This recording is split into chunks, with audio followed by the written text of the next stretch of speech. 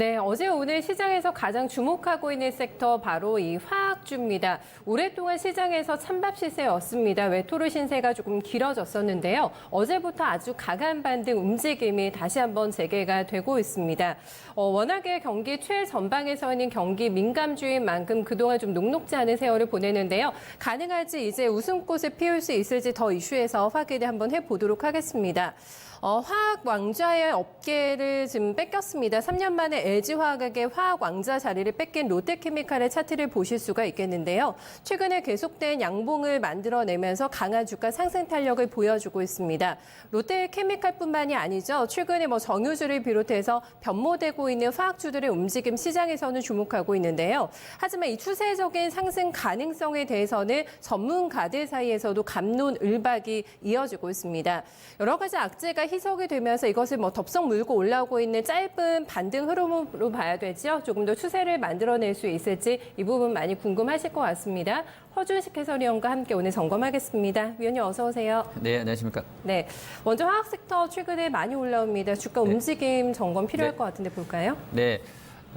먼저 이제 대표 종목인 LG화학 보시면 작년 10월 달 저점 대비로 한 30% 정도 올라 있습니다. 좋았고요. 그리고 롯데케미칼이 이제 26.5%, 역시 같은 기간에 작년 10월 저점 대비로 26.5% 올랐고요. 그리고 대한유화도 33% 정도 올랐습니다. 유가의 흐름과도 좀 일치했다라고 볼 수도 있을 것 같은데요. 흐름상으로는. 그리고 이제 에스올 같은 경우는 1월 달 저점 대비로 한 20% 정도 올라 있고요. SK이노베이션이 12% 정도 올랐습니다. SK이노베이션이 조금 좀 주춤했던 상황인데요. 같은 기간에 보면 대략적으로 10월 기준으로 보면 이제 시장이 코스피가 한 11% 정도 올랐거든요. 이제 많이 올랐고요. 그리고 화학 섹터가 한 18% 정도 올랐는데 정유주는 조금 부진했다고 볼 수 있을 것 같고요. 상대적으로. 그리고 역시 석유화학 쪽이 좀 더 강했던 흐름이다. 이렇게 보시면 되겠습니다. 네, 단계로만 보면 코스피 대비해서는 초과 수익을 얻어냈지만 사실 위에서 보면 아직도 낙폭과대입니다. 롯데케미칼 신고가 대비 30% 넘게 눌려 있는데요. 네. 그동안 이렇게 주가가 못 갔던 이유가 어디에 있을까요?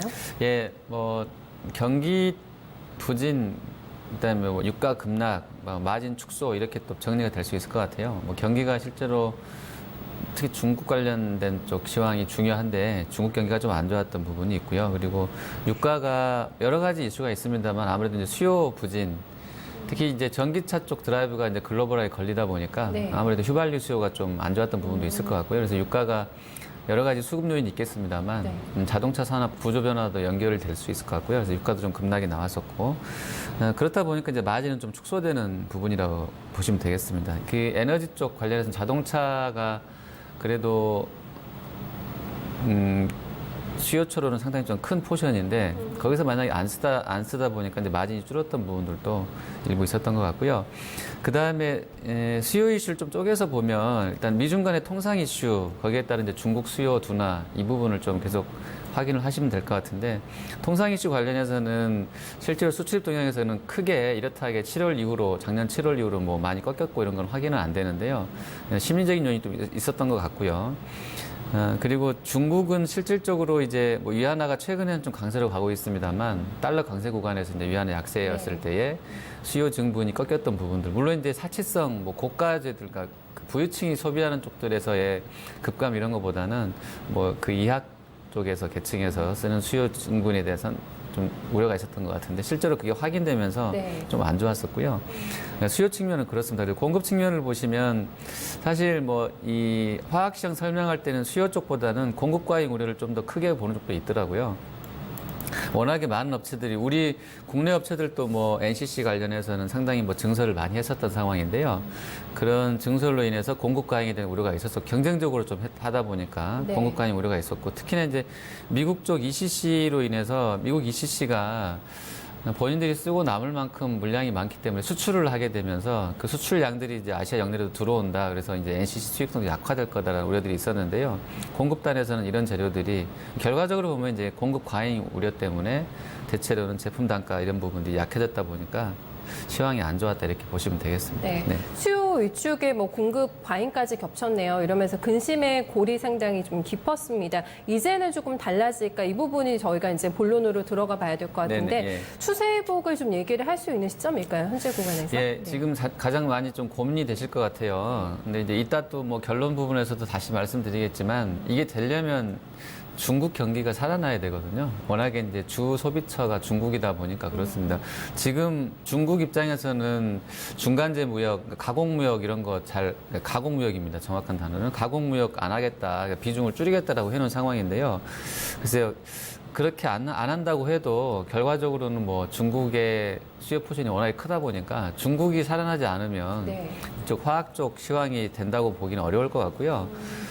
그렇게 보는데 일단 기대감들은 좀 있겠는데요.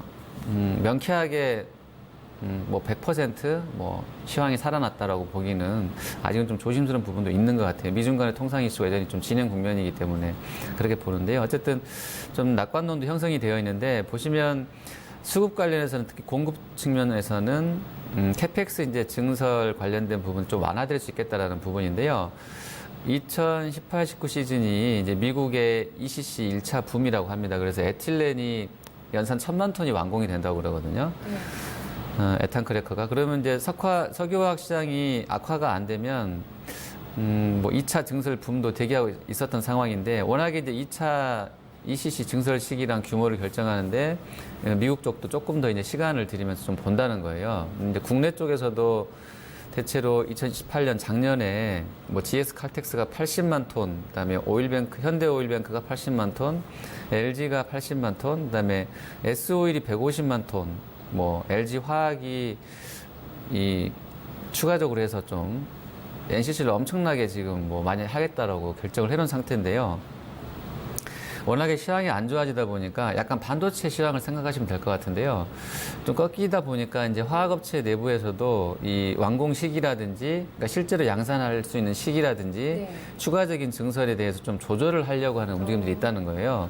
그렇게 해서 가게 되면 NCC 시황은 아마 지금보다는 좀 개선될 수 있지 않을까라는 기대감이 말 그대로 있는 것 같아요. 기대감입니다. 된다 안 된다를 알 수는 없는데 네.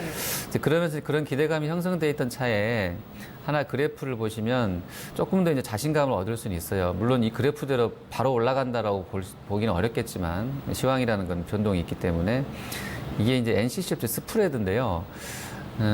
지금 현행 1분기 2019년 1분기를 보시면 역사적인 바닥권이라고 표현을 했더라고요, 연구원이. 근데 이제 2002년 3년 시즌에 사스라든지 그다음에 글로벌 금융위기 때만 지금 평균 라인을 깨고 내려갔지. 그 이외 국면에서는 톤당 350달러 정도는 유지했다라는 거거든요. 근데 사실 네네. 근데 이제 글로벌 금융위기 때는 뭐 톤당 NCC 스프레드가 250달러까지 빠졌던 상황인데 거기까지는 안 갈 거라는 가정하에 네. 그렇게 보면 이제 평균치였던 한 손익분기점이 350인데 그 정도 이상으로는 밑으로 안 치고 내려갈 거라는 거예요. BEP를 깨면서까지 경쟁해가면서 NCC 업체들이 가동을 뭐 해서 스프레드를 낮추는 일이 없을 거라는 게 연구원들 시각인데 네. 직관적으로 이해가 되시면 지금 매수하셔도 되는데 이게 이제 주식의 100%라는 건 없기 때문에 NCC 시황이 바로 여기 살아서 바로 올라갈지 아니면 뭐 2011, 12 시즌은 몇 번의 흔들림이 있고 나서 올라갈지를 저희가 알 수는 없습니다만 어쨌든 톤당 지금 400달러 좀 회복 시도는 나온다고 하는데 단기 바닥으로 한 350달러를 보는 것 같아요. 그래서 네. 조금만 지켜지면 조금 더 위쪽으로는 보지 않겠나. 그리고 아까 이제 증설 관련해서 사실 업체가 뭐 과점돼 있지 않고 여러 업체이기 때문에 담합을 해서 뭐 한 두세 개 업체가 야 이제 그만하자라고 약속할 수 있는 거. 반도체는 이제 3개밖에 안 남았기 때문에 네. 조금 더 쉬울 텐데 이쪽은 그렇지는 않거든요. 그래서 조절이 될지는 모르겠습니다만 어쨌든 NCC 스프레드가 역사적인 바닥 수준이라는 이런 측면에서는 조금 추세 회복에 대한 기대감을 가져보는 그런 시점인 것 같습니다. 네. 뭐 결론을 내면은 아직 확신할 단계는 아니다. 네, 네, 저는 이렇게 그렇게, 좀 보여집니다. 볼 수가 네. 있을 것 같고 중국에서 답을 찾아봐야 될 것 같아요. 그럼 실적은 언제쯤 돌아서게 될 것인지 이런 전반적인 부분을 다 반영하면서 최악은 벗어날 수 있을까요? 실적 전망 어떻게 나오나요? 지금 화학 정유 쪽 실적 관련해서는 역시 중국 수요하고요. 그다음에 유가 향방이 중요할 것 같아요. 대체로는. 그리고 이제 복합 화학 업체들 같은 경우는 또 태양광 업황이라든지 또 뭐 전기차, 배터리, 시황 이게 좀 개별 변수가 될 것 같아요. 물론 이제 복합으로 하는 업체들도 이쪽 뭐 OCI는 좀 예외일 수 있겠습니다만 절반이 넘어가니까요, 매출이. 근데 뭐 일부 LG화학 같은 경우는 매출 포션이 그냥 석유화학 업체지 이게 배터리 업체는 아니거든요. 그래서 조금 애매하긴 한데 좀 섞여져 있는 쪽들은 개별 변수에 좀 주목을 하셔야 될 것 같고요. 대체로 하지만 이제 증권가에서는 정유 쪽 말고요. 화학 애널리스트들은 2분기 정도의 업황은 돌아설 것 같다는 기대감을 가져요. 근데 이게 또 글로벌 시황이랑 연결해서 보면 반도체도 지금 2분기는 조금 바닥을 좀 다진 다음에 하반기부터는 약간 안정화 단계에 넘어가서 좀 회복을 시도하고 내년에는 상당히 좀 많이 좋아질 거다 이런 시황인데요. 화학 쪽도 유사하게 올해 2분기에는 업황 개선 기대감이 있다고 봅니다. 근데 뭐 이건 말할 것도 없지만 만약에 미중 간의 통상 이슈가 상당한 진전을 보이게 되면 시황은 탄력적으로 개선될 수도 있겠다라는 게 중론이고요. 그리고 배터리 시황 관련해서는 좀 대체로 낙관적인 전망이 많습니다. 이따 또 전략 부분에서 역시 전기차 쪽 판매량 점검해 드릴 건데 배터리 시황 관련해서 대체로 낙관적이다 보고 있고 정유주는 사실은 좋다는 거를 동그라미로 본다 그러면 한 3모 정도 아직 완성은 아닌 것 같아요. 정유는 조금 뭐 그렇게 하는 것 같은데 그래도 마진이 현재 4달러 이하고 BEP 이하인 상황이라서요. 현재로 계속 이렇게 쭉 가면 이익 모멘텀도 기대할 수는 없을 것 같아요. 근데 이제 휘발유가 좀 많이 약하다고 그러고요. 이 휘발유 약한 것은 아까 전기차 배터리 시황이 있다 말씀드리겠지만 그쪽 시황 좋아지는 것과도 좀 상관이 있는 것 같고요. 다만 중장기로는 정유 쪽은 IMO 국제회사기구 IMO 2020 규제 관련해서 조금 더 질 좋은 기름들을 써야 되면 선박들이 뭐 고도화 설비를 증군을 늘려놨던 업체들한테는 좀 호재성 재료이기 때문에 그런 반등에는 좀 주목해 보자 이런 이야기들도 나오고 있습니다. 그래도 조금 애매한 정유주가 그래서 반등이 조금 약한가 봐요. 네, 다른 쪽보다는 그런 점까지 확인이 됩니다. 계속해서 이 변수가 상존하고 있다는 점을 강조를 해주셨는데 리스크를 좀 봐야겠어요. 네. 예. 계속 중국 수요 회복 여부 말씀드리는데 이게 주요 변수인 것 같고요.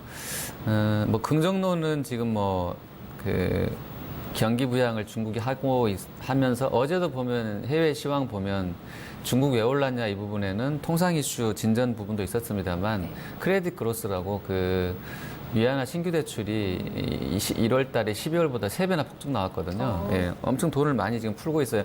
물론 이제 구정 연휴 춘절이기 때문에 걔네가 풀었던 것도 있는데 그래서 RP로 해가지고 다시 감아들이고 있지는 않거든요. 그냥 그대로 인민은행에서 놔뒀는데 유동성을 많이 지금 풀어놓은 상태예요. 걔네가. 그래서 부양을 좀 하려는 시그널도 계속 나오거든요. 그런 신호들은.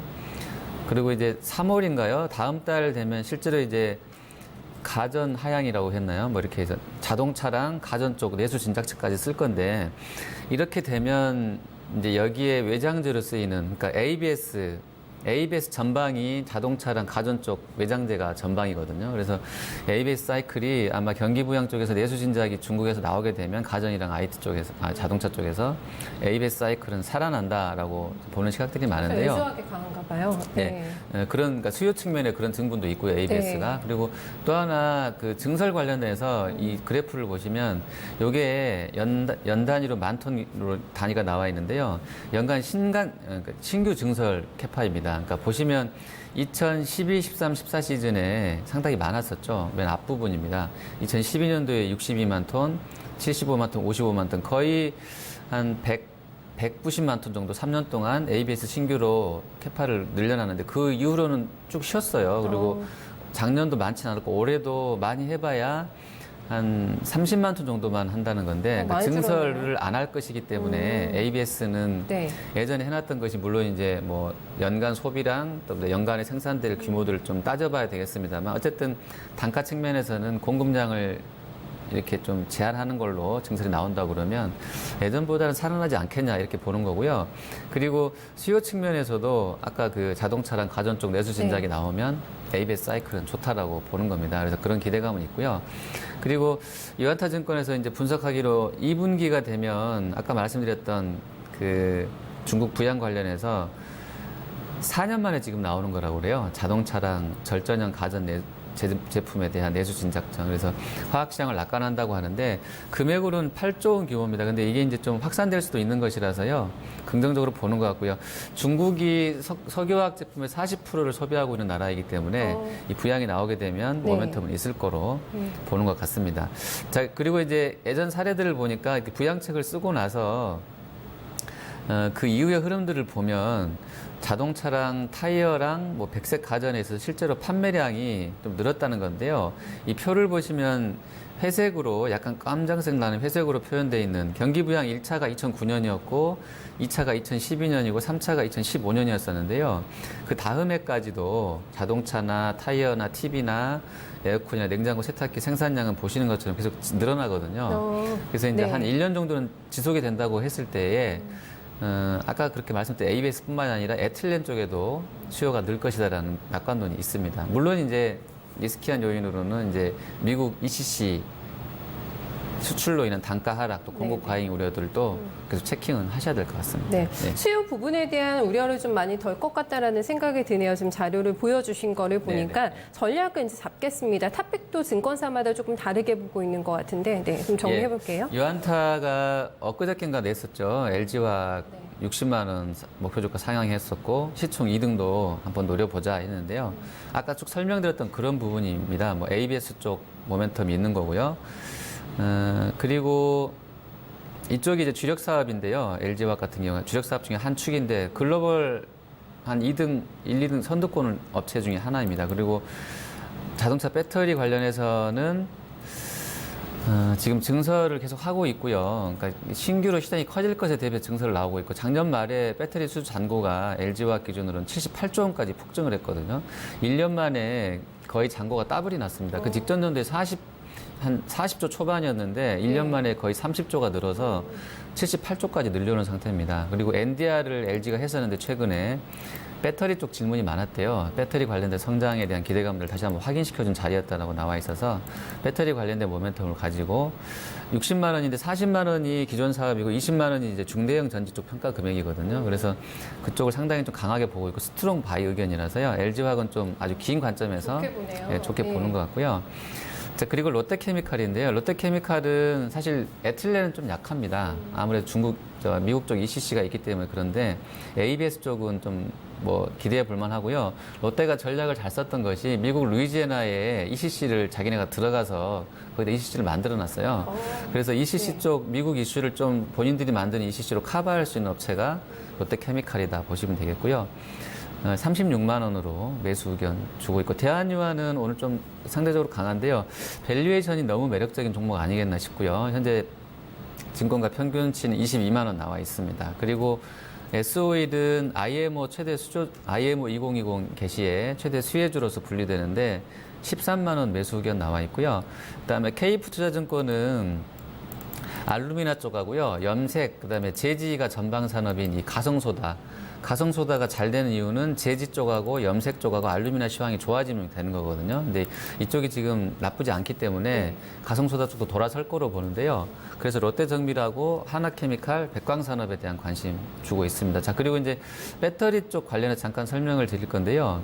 이제 LG나 SK이노베이션에 연결돼 있죠. 오늘 S다이도 뭐 움직임이 있는데 중국이 1월달 판매량 공개했는데요. 전기차 판매가 전체 자동차 총합으로는 한 4% 줄었는데요.